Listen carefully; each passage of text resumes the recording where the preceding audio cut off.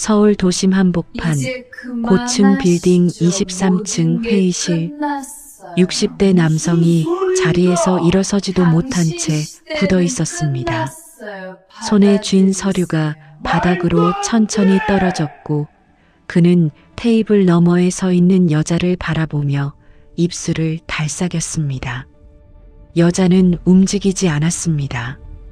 검은 정장, 단정하게 올린 머리, 그리고 한치의 흔들림도 없는 눈빛. 그 자리에 있던 누구도 말을 잇지 못했습니다. 창밖으로 서울의 스카이라인이 펼쳐져 있었지만 아무도 그쪽을 바라보지 않았습니다. 모든 시선이 오직 그 여자에게 고정되어 있었습니다. 불과 사흘 전까지만 해도 이 여자는 시댁 부엌에서 새벽 5시에 일어나 밥을 짓던 며느리였습니다. 대체 무슨 일이 있었던 걸까요? 이 놀라운 반전의 전체 이야기가 궁금하시다면 잠깐 구독 버튼을 눌러주세요. 평범해 보이는 사람들의 숨겨진 이야기를 매일 전해드리고 있습니다. 알림 설정까지 해두시면 단 하나도 놓치지 않으실 수 있습니다. 이야기는 3년 전으로 거슬러 올라갑니다. 이수연의 하루는 새벽 5시에 시작됐습니다. 알람이 울리기도 전에 눈이 떠졌습니다. 몸이 이미 기억하고 있었습니다. 눈을 뜨는 순간부터 움직여야 한다는 것을, 잠깐이라도 멈추면 안 된다는 것을, 부엌에 불을 켜고 쌀을 안치고 국을 올리고 반찬을 꺼내는 동안 시댁 식구들은 아직 잠들어 있었습니다. 수연은 소리를 줄이며 움직였습니다. 그릇 하나가 싱크대에 살짝 부딪혔을 때 그녀는 숨을 참았습니다. 혹시 깰까봐. 시어머니 최정수는 아침 7시가 되어서야 내려왔습니다. 식탁을 한 바퀴 훑어보더니 된장국 뚜껑을 열어 냄새를 맡았습니다. 그리고 한마디 했습니다. 간이 또 싱겁네. 몇 번을 말해야 알아들어요? 수연은 고개를 숙였습니다. 지난주에도 같은 말을 들었습니다. 그 전주에도 아무리 맞춰도 늘 부족하다는 말이 돌아왔습니다. 그러나 그녀는 아무 말도 하지 않았습니다. 죄송합니다. 라는 말만 했습니다. 남편 박준혁은 식탁에 앉아 휴대폰을 보고 있었습니다. 어머니의 말도 아내의 표정도 보지 않았습니다. 아무 일도 없다는 듯이. 그것이 수연에게는 가장 아팠습니다. 욕이나 핀잔보다도 남편의 그 무심한 옆얼굴이. 박용철 회장이 귀가하는 날이면 집안의 공기가 달라졌습니다. 모두가 조금씩 긴장했고 수연은 더 그랬습니다. 그는 며느리에게 말을 거는 법이 거의 없었습니다. 대신 시어머니를 통해 뜻을 전했습니다. 아버님께서 손님 오시는 날에 수연 씨가 자리 피해줬으면 한다고 하시더라고요. 손님 자리를 피하라는 말이었습니다. 며느리가 격에 맞지 않는다는 뜻이었습니다. 수연은 그날 저녁 2층 방에 혼자 앉아 있었습니다. 아래층에서 웃음소리와 술잔 부딪히는 소리가 들려왔습니다. 그녀는 무릎을 끌어안고 창밖을 바라봤습니다. 서울의 불빛이 멀고 차갑게 빛나고 있었습니다. 처음에는 달랐습니다. 준혁은 다정했고 따뜻했고 자신을 존중해 주는 것 같았습니다. 그래서 믿었습니다. 그래서 따라왔습니다. 그런데 결혼한 날부터 모든 것이 조금씩 달라지기 시작했습니다. 너무 조금씩이라서 처음에는 알아채지 못했습니다. 수연은 스스로에게 되물었습니다. 내가 뭘 잘못한 걸까? 더 잘하면 달라질까? 더 참으면 나아질까? 그러나 그 질문에 대한 답은 끝내 돌아오지 않았습니다. 시어머니의 갑질은 날이 갈수록 세졌습니다. 어느 날은 다림질이 잘못됐다며 셔츠를 던졌습니다. 어느 날은 청소 상태가 마음에 들지 않는다며 수연을 불러 세워 그 자리에서 다시 하게 했습니다. 손님이 오기 전날에는 새벽까지 집안을 닦고 음식을 준비하고 다음 날 아침에는 다시 상을 차렸습니다. 수연의 손등에 습진이 생겼습니다. 세제를 너무 많이 써서였습니다. 시어머니는 그걸 보고 이렇게 말했습니다. 집안일이 그렇게 싫으면 왜 시집을 왔어요? 그 말이 수연의 가슴 어딘가에 박혔습니다. 빠지지 않는 가시처럼. 그녀는 화장실에 들어가 수도를 틀었습니다. 물소리에 섞어서 조금 울었습니다. 조금만. 오래 울 시간도 없었으니까. 저녁 준비를 시작해야 했으니까. 수연은 거울 속 자신을 바라봤습니다. 퉁퉁 부은 손등, 그리고 지쳐있는 눈. 그러다 문득 아주 오래전 기억 하나가 스쳤습니다. 지금과는 전혀 다른 곳에 서 있던 자신의 모습이. 수연은 고개를 저었습니다. 그리고 수도를 잠갔습니다. 지금은 그럴 때가 아니었습니다. 그날은 유난히 조용한 일요일 오후였습니다. 시아버지 박용철은 거실 소파에 앉아 서류를 펼쳐보고 있었고 시어머니 최정수는 그 옆에서 차를 마시고 있었습니다. 남편 박준혁은 맞은편 의자에 앉아 있었습니다. 수연이 거실로 들어섰을 때 세 사람 모두 그녀를 바라봤습니다. 그 눈빛이 이상했습니다. 기다리고 있었던 것 같은 눈빛이었습니다. 시어머니가 먼저 입을 열었습니다. 수연 씨 앉아요. 명령에 가까운 말투였습니다. 수연은 자리에 앉았습니다. 가슴 어딘가가 조여들었습니다. 이유는 몰랐지만 이 분위기가 낯설지 않았습니다. 뭔가 나쁜 일이 일어나기 직전의 느낌. 박용철이 천천히 서류를 내려놓으며 말했습니다. 우리 집안이랑 수연 씨랑은 맞지 않는 것 같아요.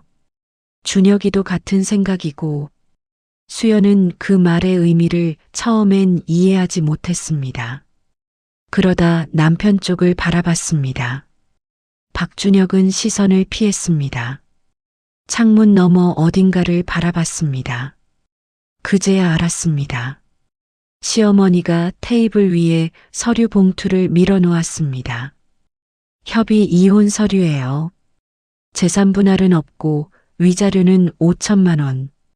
조용히 마무리 짓는 게 서로 좋을 것 같아서요. 수연은 봉투를 바라봤습니다. 움직이지 않았습니다. 손도 뻗지 않았습니다. 머릿속이 이상하게 고요해졌습니다. 분노도 눈물도 아직 오지 않았습니다. 다만 한 가지 생각만 선명하게 들었습니다. 준비해 온 거구나. 시어머니의 말투는 너무 매끄러웠습니다. 서류는 이미 작성돼 있었습니다. 남편은 애초에 수연의 눈을 마주치지 않았습니다.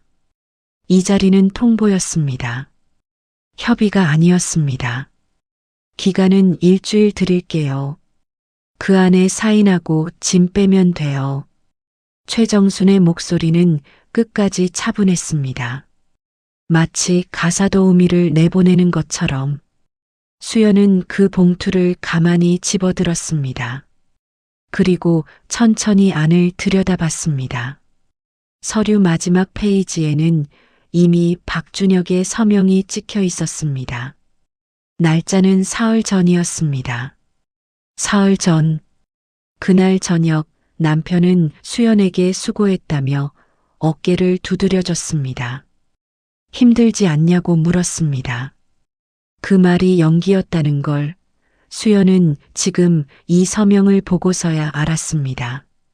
그날 밤 수연은 방 안에 혼자 앉아 있었습니다.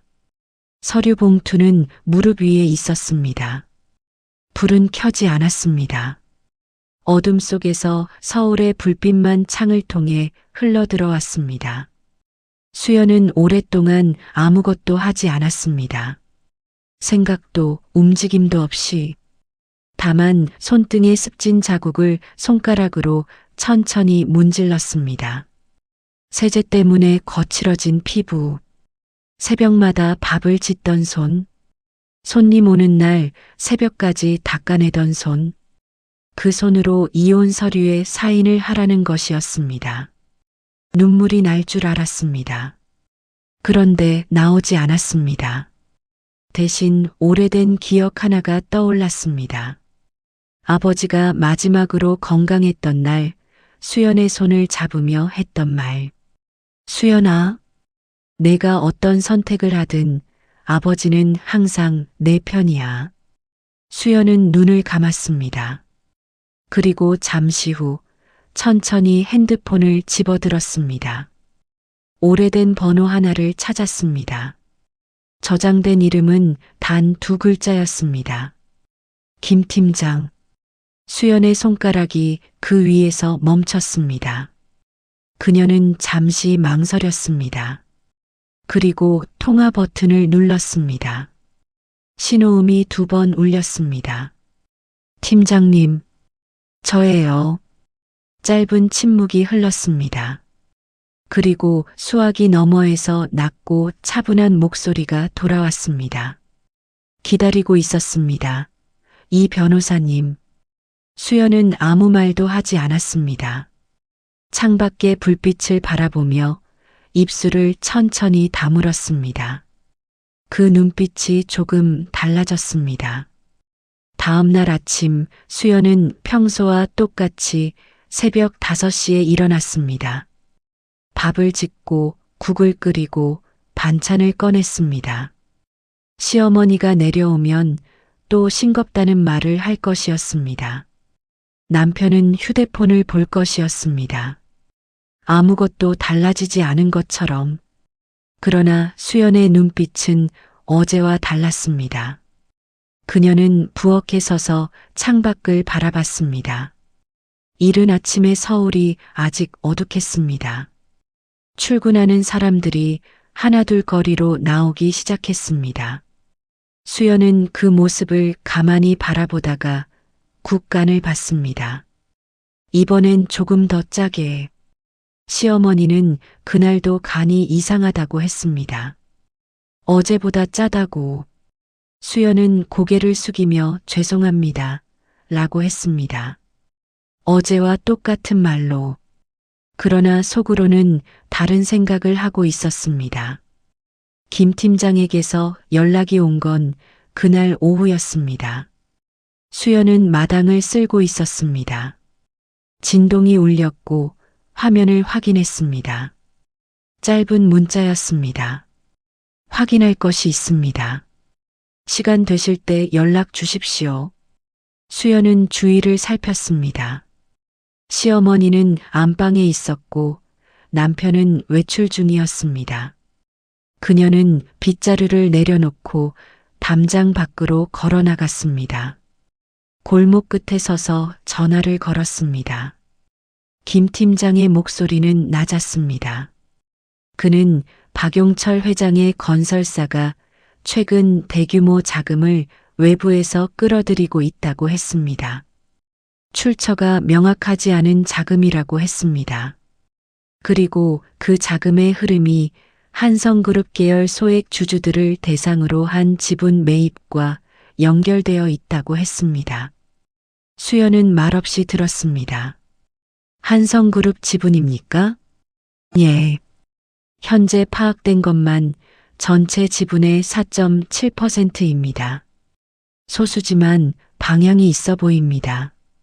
수연은 잠시 아무 말도 하지 않았습니다. 바람이 골목을 지나갔습니다. 계속 파주세요. 그날 저녁 수연은 남편의 서재에 들어갔습니다. 청소를 한다는 핑계였습니다. 서재는 늘 수연이 정리했으므로 아무도 이상하게 여기지 않았습니다. 그녀는 책상 위를 닦으면서 천천히 주위를 살폈습니다. 서류 더미 옆에 파일 하나가 놓여 있었습니다. 표지에는 아무것도 적혀 있지 않았습니다. 수연은 그것을 손에 들었습니다가 다시 내려놓았습니다. 대신 파일 옆에 끼워진 명함 한 장을 발견했습니다. 낯선 회사명, 낯선 이름. 그러나 하단에 적힌 한 줄이 눈에 걸렸습니다. 기업 인수합병 전문 자문사. 수연은 명함을 제자리에 놓았습니다. 그리고 아무것도 건드리지 않은 척 서재를 나왔습니다. 복도에 서서 숨을 골랐습니다. 단순한 이혼이 아니었습니다. 처음부터 단순하지 않았습니다. 수연은 그 사실을 조금씩 뼈로 느끼기 시작했습니다. 이 집에서 그녀가 며느리로 살아온 3년이라는 시간이 아주 다른 의미로 다가오기 시작했습니다. 나를 무너뜨리려 했던 게 아니었다. 나를 이용하려 했던 것이었다. 밤이 깊었습니다. 수연은 방에 들어와 문을 잠갔습니다. 핸드폰을 꺼내 오래된 앱 하나를 열었습니다. 마지막 접속한 지 2년이 넘은 앱이었습니다. 로그인을 하자 법무법인 내부 자료함이 열렸습니다. 그녀의 이름 앞에는 직함이 붙어 있었습니다. 수연은 그것을 잠시 바라봤습니다. 그리고 새 메모창을 열었습니다. 해야 할 것들을 천천히 적어 내려갔습니다. 한 줄, 두 줄, 세 줄. 창밖에 달이 걸려 있었습니다. 수연의 손가락은 멈추지 않았습니다. 일주일이라는 기한이 주어졌지만 수연은 서류에 손을 대지 않았습니다. 시어머니는 사흘째 되는 날 슬쩍 물었습니다.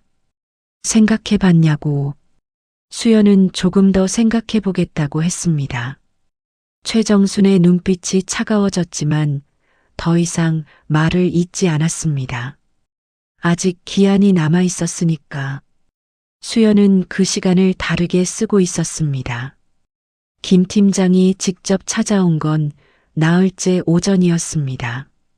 수연은 시댁에서 멀지 않은 카페에서 그를 만났습니다. 김 팀장은 40 중반의 남자로 말이 적고 동작이 느렸습니다. 그러나 테이블 위에 올려놓은 파일의 두께는 결코 얇지 않았습니다. 박용철 회장 쪽에서 움직인 자금 흐름을 정리했습니다. 파일을 펼치자 표와 도표들이 빼곡했습니다. 수연은 커피잔도 건드리지 않고 서류를 읽어 내려갔습니다. 페이지를 넘길수록 표정이 굳어졌습니다. 박용철의 건설사는 3년 전부터 조금씩 한성그룹 소액 주주들을 접촉해 왔습니다. 지분을 사들이되 한 번에 많이 사지 않았습니다. 눈에 띄지 않게 조용히. 그리고 동시에 한성그룹의 내부 정보를 흘릴 수 있는 인물을 가까이에 심어두려 했습니다. 수연이 고개를 들었습니다. 내부 정보 경로가 특정됩니까? 김 팀장이 파일 뒷부분을 펼쳤습니다. 그리고 손가락으로 한 이름을 짚었습니다. 수연은 그 이름을 바라봤습니다. 올해 박준혁? 결혼 전 박준혁이 수연에게 접근했던 방식이 떠올랐습니다. 공통 지인을 통한 소개였습니다. 자연스러운 만남처럼 보였습니다. 그는 한성그룹을 모른다고 했습니다. 수연이 어떤 집안 출신인지 모른다고 했습니다. 그 말을 수연은 믿었습니다. 아버지가 아프고 자신이 조용히 숨어 살던 시절이었으니까 알아볼 수 없었으리라 생각했습니다. 그러나 파일 안에는 달랐습니다. 박준혁이 수연에게 접근하기 10달 전 박용철 회장이 흥신소에 의뢰한 내역이 있었습니다. 의뢰 내용은 이양규 회장 가족 동향 파악이었습니다. 이양규, 수연의 아버지. 수연은 파일을 덮었습니다. 손이 떨렸습니다. 아주 조금. 그녀는 커피를 한 모금 마셨습니다. 그리고 다시 파일을 펼쳤습니다. 감정을 느끼는 건 나중에도 할 수 있었습니다. 지금은 읽어야 했습니다. 현재 박용철 측이 확보한 지분은 얼마입니까? 계열사 포함 약 6.3%로 추정됩니다. 단독으로는 영향력이 없지만 다른 세력과 연대하면 이야기가 달라집니다. 연대 가능한 세력이 있습니까? 현재 접촉 중인 것으로 보이는 곳이 두 군데입니다. 한 곳은 경쟁사 계열 펀드, 한 곳은 해외 사모펀드입니다. 수연은 잠시 눈을 감았습니다. 이 그림이 완성되려면 수연이 이혼 후 조용히 사라지는 것이 전제여야 했습니다. 한성그룹의 공식 후계자가 아무런 대응 없이 사적 삶에 묻혀 있어야 했습니다. 그리고 박준혁은 전 남편으로서 결혼 기간 중 취득한 일부 정보와 접근 경로를 활용할 수 있었습니다. 섬세하게 짜인 그림이었습니다. 3년이라는 시간을 들인 그림이었습니다. 그런데 한 가지를 계산하지 못했습니다. 수연이 그냥 사라지지 않을 것이라는 것을. 카페를 나서며 수연은 말했습니다. 이번 주 안으로 주주 현황 전체 파악해 주세요. 그리고 아버지께는 아직 알리지 마세요. 건강이 많이 안 좋으십니다. 알아요. 수연은 잠깐 멈췄습니다. 그래서 제가 하는 겁니다. 그녀는 선글라스를 쓰고 골목으로 걸어 들어갔습니다. 조용한 걸음이었습니다. 그러나 어깨가 달랐습니다. 며칠 전 시댁 부엌에서 죄송합니다를 반복하던 그 어깨가 아니었습니다. 그날 저녁 수연은 시댁으로 돌아가 저녁 밥상을 차렸습니다. 시어머니는 또 반찬 타박을 했습니다. 남편은 또 휴대폰을 봤습니다. 수연은 아무 말도 하지 않았습니다. 다만 박준혁을 바라보는 눈빛이 아주 조금 다른 온도를 품고 있었습니다. 그는 알아채지 못했습니다. 이혼 기한 마지막 날 아침이었습니다. 시어머니 최정수는 아침 식사가 끝나자마자 수연을 거실로 불렀습니다. 테이블 위에는 이혼 서류가 다시 놓여 있었습니다. 오늘까지예요. 더 이상 기다릴 생각 없어요. 수연은 소파 앞에 서서 서류를 바라봤습니다. 남편 박준혁도 거실에 있었습니다. 시아버지 박용철은 그날따라 일찍 내려와 신문을 펼치고 있었습니다. 세 사람의 시선이 수연에게 모였습니다. 수연은 천천히 자리에 앉았습니다. 그리고 서류를 집어들었습니다. 시어머니의 입가에 미세한 안도감이 스쳤습니다.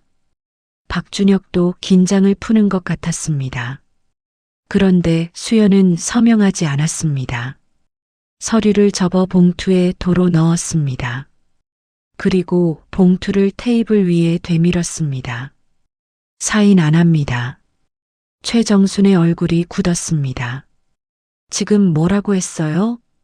사인하지 않겠습니다. 수연의 목소리는 높지 않았습니다. 흔들리지도 않았습니다. 마치 오랫동안 연습해온 문장처럼 차분하게 나왔습니다. 박용철이 신문을 내려놓으며 끼어들었습니다. 이봐요, 수연 씨. 지금 상황을 제대로 모르는 것 같은데 우리가 드리는 조건이 나쁜 게 아니에요. 조용히 마무리하는 게 서로 편하지 않겠어요? 수연은 시아버지를 바라봤습니다. 회장님, 저도 드릴 말씀이 있습니다.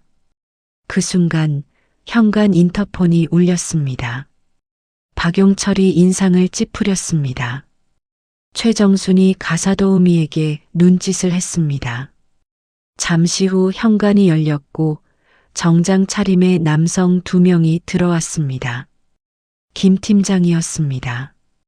그리고 그 옆에는 젊은 변호사가 서류 가방을 들고 있었습니다. 최정순이 자리에서 일어섰습니다. 누구예요, 이 사람들이? 한성그룹 법무팀입니다. 거실이 조용해졌습니다. 한성그룹. 그 이름이 공기 중에 떠돌았습니다. 박용철의 눈이 처음으로 흔들렸습니다. 박준혁은 자리에서 일어서다가 멈췄습니다. 수연은 그 모습을 바라보며 자리에서 일어났습니다. 제 소개가 늦었습니다. 그녀는 김 팀장 쪽으로 걸어가 건네받은 명함 하나를 테이블 위에 놓았습니다. 박용철이 그것을 집어들었습니다. 그리고 굳어버렸습니다. 명함에는 이렇게 적혀 있었습니다. 이수현, 한성그룹 법무실장, 전 해외 M&A 수석 변호사, 이수현, 이양규 회장님의 외동딸입니다. 그리고 현재 한성그룹 경영 정권을 위임받은 사람입니다. 박용철의 신문이 바닥으로 떨어졌습니다. 최정수는 소파 등받이를 잡았습니다. 박준혁은 수연을 바라봤습니다. 그 얼굴에 당혹감과 뭔가 다른 감정이 뒤섞였습니다. 수연은 세 사람을 천천히 한 번씩 바라봤습니다. 그리고 말을 이었습니다. 3년 전 결혼 전부터 박용철 회장님 측에서 저희 아버지 신상을 조사하셨죠. 이번 이혼 요구도 사실은 제가 한성그룹과 관계를 끊게 만든 다음 경영 공백을 이용하려는 계획의 일환이었고요. 그건 박용철이 말을 더듬었습니다. 수연은 멈추지 않았습니다. 지분 매입 내역, 외부 자문사 계약서, 사모펀드 접촉 기록까지 모두 확보했습니다. 그리고 한 가지 더. 수연은 박준혁을 바라봤습니다. 남편분께서 결혼 전부터 저에 대한 정보를 아버지께 전달해온 사실도요. 박준혁의 얼굴이 하얗게 변했습니다. 거실에는 한동안 아무 소리도 없었습니다. 최정순이 먼저 입을 열었습니다. 목소리가 떨렸습니다. 잠깐만요. 지금 우리 가족한테 무슨 말을 하는 거예요? 수연은 그녀를 바라봤습니다.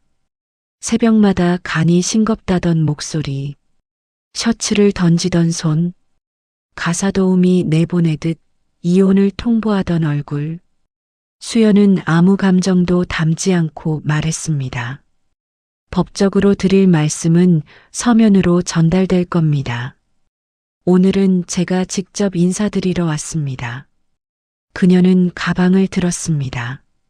그리고 현관을 향해 걸어갔습니다. 문 앞에서 딱 한 번 돌아봤습니다. 며느리로 있는 동안 신세 많이 졌습니다. 문이 닫혔습니다. 사흘 뒤 박용철의 건설사 앞에 차량들이 줄지어 섰습니다. 한성그룹 로고가 붙은 것은 아니었습니다. 그러나 회사 건물 안으로 들어선 인물들은 정장 차림의 법무 담당자들과 회계 감사인들이었습니다. 그들은 조용하고 신속하게 움직였습니다. 과장 한마디 없이. 회사 직원들은 이게 무슨 일인지 몰랐습니다. 임원들은 박용철 회장에게 전화를 걸었습니다. 박용철은 받지 않았습니다. 아니, 받지 못했습니다. 그 시각 그는 변호사 사무실에 앉아 있었습니다. 한성그룹 법무팀이 제출한 서류 목록은 길었습니다. 박용철 건설사의 소액 주주 불법 매집 내역, 내부 정보 취득을 위한 위계 행위, 혼인 관계를 이용한 경영권 침해 시도, 그리고 수년에 걸친 자금 세탁 의혹. 박용철의 변호사는 서류를 훑어보다 말했습니다. 대응하기가 쉽지 않을 것 같다고. 증거가 너무 촘촘하다고. 박용철은 테이블을 손바닥으로 쳤습니다. 이수연이 그걸 다 어떻게 알아? 변호사는 대답하지 않았습니다. 대답할 수 있는 말이 없었으니까. 수연은 그 시각 회의실에 있었습니다. 한성그룹 본사 23층. 도입부에서 봤던 바로 그 자리였습니다. 창밖으로 서울의 스카이라인이 펼쳐져 있었습니다. 수연은 정장 차림으로 테이블 앞에 섰습니다. 맞은편에는 박용철 측 대리인이 앉아 있었습니다. 그 옆에는 박준혁도 있었습니다. 수연은 그를 한번 바라봤습니다. 박준혁의 얼굴에는 피로와 무언가 무너진 것 같은 표정이 겹쳐 있었습니다. 수연은 시선을 거두고 서류를 펼쳤습니다. 오늘 회의 목적은 한 가지입니다. 박용철 건설사가 보유한 한성그룹 계열 지분 전량을 시장가의 80%로 매각하는 것. 이에 동의하시면 형사고소는 보류합니다. 박용철 측 대리인이 끼어들었습니다. 80%는 지나치게 불합리합니다. 재협상을 요청합니다. 수연은 서류를 덮었습니다. 재협상은 없습니다. 동의하지 않으시면 오늘 오후에 고소장이 접수됩니다. 결국 박용철 측은 서명했습니다. 협상 테이블에서 버틴 시간은 40분이었습니다. 대리인은 조건을 바꿔보려 했고 수연은 한 번도 물러서지 않았습니다. 목소리를 높이지도 않았습니다. 그냥 기다렸습니다. 기다리는 것만으로 충분했습니다. 서명이 끝나자 수연은 서류를 정리하며 자리에서 일어섰습니다. 그때 박준혁이 처음으로 입을 열었습니다. 수연아. 수연은 멈췄습니다. 그 이름을 부르는 목소리가 낯설게 느껴졌습니다. 다정했던 그 목소리, 괜찮냐고 물어봤던 그 목소리, 할 말 있으면 법무팀으로 연락해요. 수연은 다시 걸었습니다. 그날 저녁 박용철 건설사의 주가가 하락하기 시작했습니다. 강제 지분 매각 소식이 시장에 알려지면서였습니다. 기존 거래처들이 연락을 끊기 시작했습니다. 은행 쪽에서도 리스크 검토에 들어갔다는 얘기가 들렸습니다. 박용철은 그날 밤 오래된 지인들에게 전화를 돌렸습니다. 그러나 받는 사람이 없었습니다. 최정수는 거실 소파에 앉아 뉴스를 봤습니다. 화면에 박용철 건설사 이름이 자막으로 지나갔습니다. 그녀는 리모컨을 들어 채널을 바꿨습니다. 그리고 다시 바꿨습니다. 어디를 틀어도 마음이 안정되지 않았습니다. 불과 한 달 전 그녀는 며느리에게 말했습니다. 집안일이 싫으면 왜 시집을 왔냐고. 수연은 그 시각 아버지 병실에 있었습니다. 이양규 회장은 창가 침대에 기대어 눈을 감고 있었습니다. 수연이 들어서자 천천히 눈을 떴습니다. 딸의 얼굴을 바라보다가 말했습니다. 힘들었겠구나. 수연은 아버지 옆 의자에 앉았습니다. 오래 말이 없었습니다. 괜찮아요. 이양규는 딸의 손을 잡았습니다. 거칠어진 손등을 엄지로 천천히 쓸었습니다. 아무 말도 하지 않았습니다. 수연도 하지 않았습니다. 병실 창밖으로 저녁 햇살이 기울고 있었습니다. 수연은 그제야 아주 조금 눈이 흐려졌습니다. 박준혁이 수연에게 연락을 해온 건 역공이 있고 나서 닷새 뒤였습니다. 법무팀이 아니라 수연의 개인 번호로 문자가 왔습니다. 짧은 한 줄이었습니다. 한 번만 만나줄 수 있어? 수연은 그 문자를 오래 바라봤습니다. 지웠다가 다시 켰습니다. 그리고 답장을 보냈습니다. 시간과 장소 정해요. 만남은 한강이 보이는 조용한 카페에서 이루어졌습니다. 박준혁은 먼저 와 있었습니다. 수연이 들어서자 자리에서 일어섰습니다. 예전보다 훨씬 수척해 보였습니다. 수연은 맞은편에 앉았습니다. 주문을 하지 않았습니다. 오래 아무 말도 없었습니다. 먼저 말을 꺼낸 건 박준혁이었습니다. 처음부터 알고 있었어? 아니요. 수연의 대답은 짧았습니다. 언제 알았어? 이혼 서류 서명란에서 날짜 보고요. 박준혁이 고개를 떨궜습니다. 수연은 그를 바라봤습니다. 이 남자와 3년을 살았습니다. 같은 이불을 덮었고 같은 식탁에서 밥을 먹었습니다. 다정하다고 생각했습니다. 그러나 그 다정함이 어디서 온 것이었는지를 이제는 알았습니다. 박준혁은 천천히 말을 꺼냈습니다. 처음에는 아버지의 지시였다고 했습니다. 이수연이 누구인지 접근해서 파악하라고 했다고. 처음에는 그냥 정보 수집 정도로만 생각했다고. 그런데 실제로 만나고 나서 그는 말을 끊었습니다. 수연은 기다렸습니다. 달랐어. 생각했던 것이랑. 내가. 수연은 아무 말도 하지 않았습니다. 박준혁은 계속했습니다. 결혼 이후 아버지의 요구가 계속됐다고 했습니다.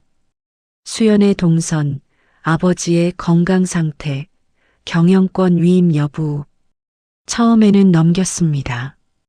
그러다 조금씩, 그러다 더 멈추지 못했어. 수연은 창밖 한강을 바라봤습니다. 물이 흐르고 있었습니다. 느리고 조용하게. 그게 변명이에요? 아니. 그럼 무슨 말이에요? 박준혁은 대답하지 못했습니다. 수연은 커피를 시켰습니다.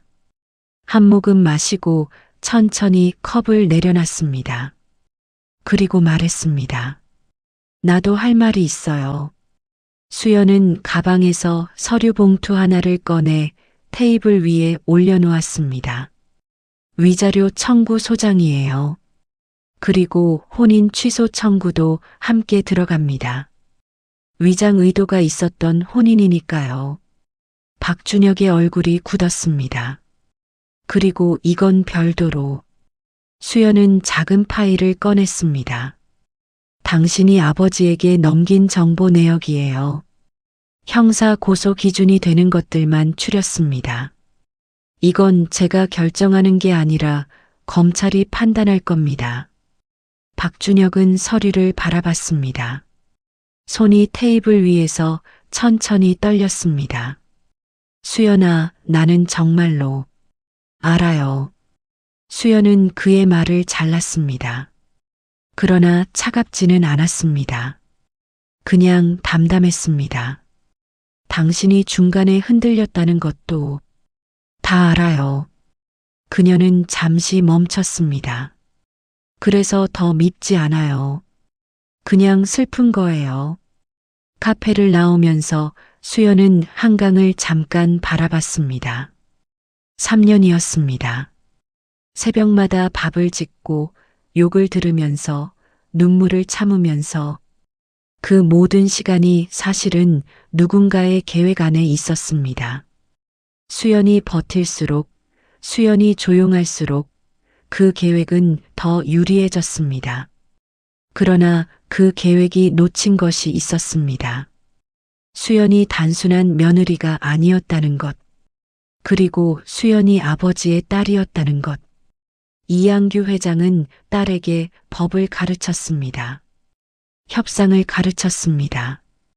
그리고 한 가지를 더 가르쳤습니다. 버티는 사람이 결국 이긴다는 것을. 수연은 스카프를 여미고 다시 걸었습니다. 아직 끝난 게 아니었습니다. 서류는 접수됐고 절차는 시작됐습니다. 박용철의 건설사는 흔들리고 있었고 검찰 쪽 움직임도 시작된다는 얘기가 들렸습니다. 그러나 그것보다 수연이 마음속에 담아두고 있는 것이 있었습니다. 아버지가 마지막으로 한 말. 수연아, 이기는 게 목적이 되면 안 된다. 옳은 게 목적이어야 한다. 수연은 걸으면서 그 말을 되뇌었습니다. 차갑게 이기는 것은 쉬웠습니다. 더 어려운 건 옳게 끝내는 것이었습니다. 그리고 그것이 수연이 마지막으로 해야 할 일이었습니다. 검찰 소환장이 발부된 건 2달 뒤였습니다. 박용철과 박준혁 2사람 모두였습니다. 혐의는 경영권 침해, 목적의 위계에 의한 업무 방해, 그리고 혼인 빙자를 통한 기업 정보 취득이었습니다. 법무팀이 제출한 증거 목록은 수백 페이지에 달했습니다. 박용철은 그날 오전 기자들 앞에서 짧게 입장을 밝혔습니다. 모든 혐의를 부인했습니다.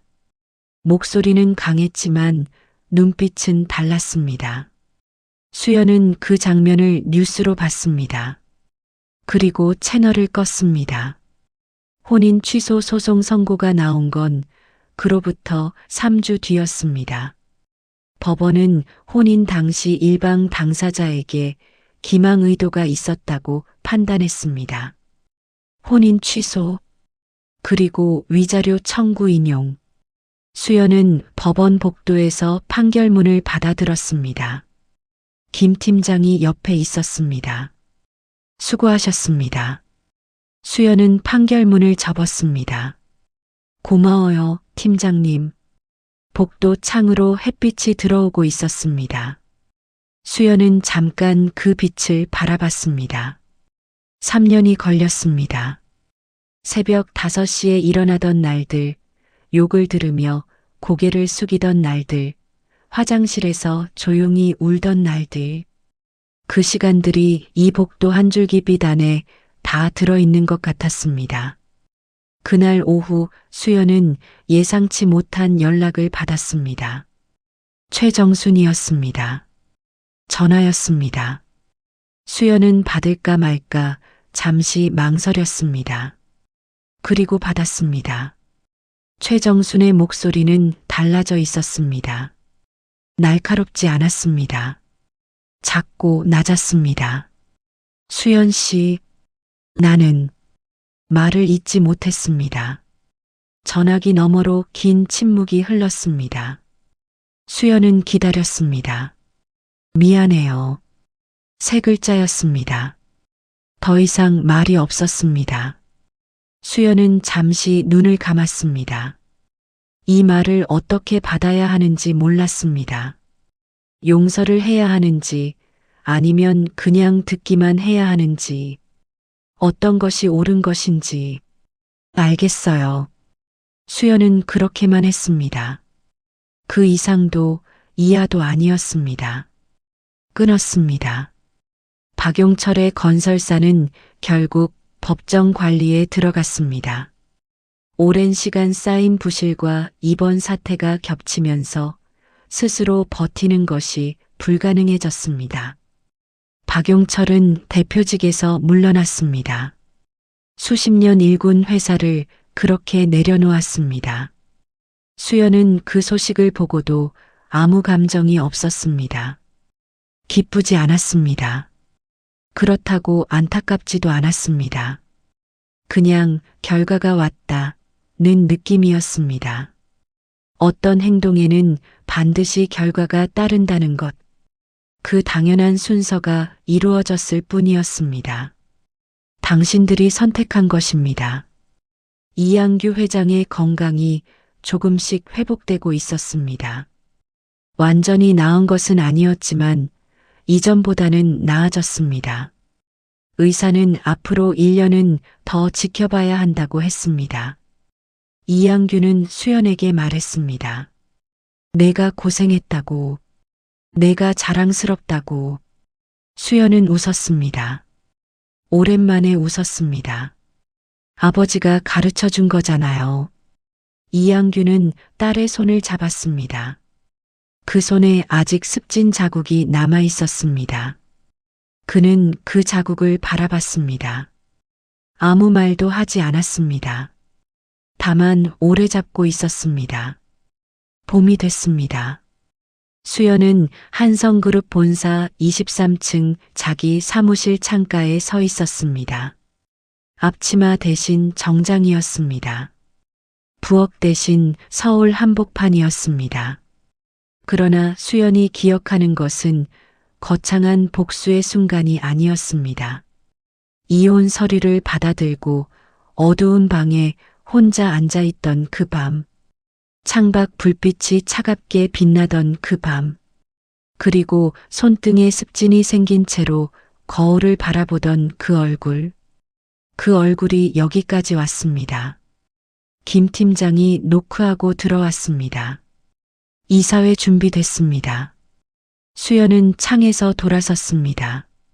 서류를 집어들었습니다. 들어가죠. 복도를 걸어가며 수연은 생각했습니다. 버티는 사람이 이기는 것이 아닙니다. 버티는 사람이 옳은 자리에 서는 것입니다. 그리고 옳은 자리에 서는 것, 그것이 가장 시원한 복수였습니다. 문이 열렸습니다. 이수연이 걸어 들어갔습니다.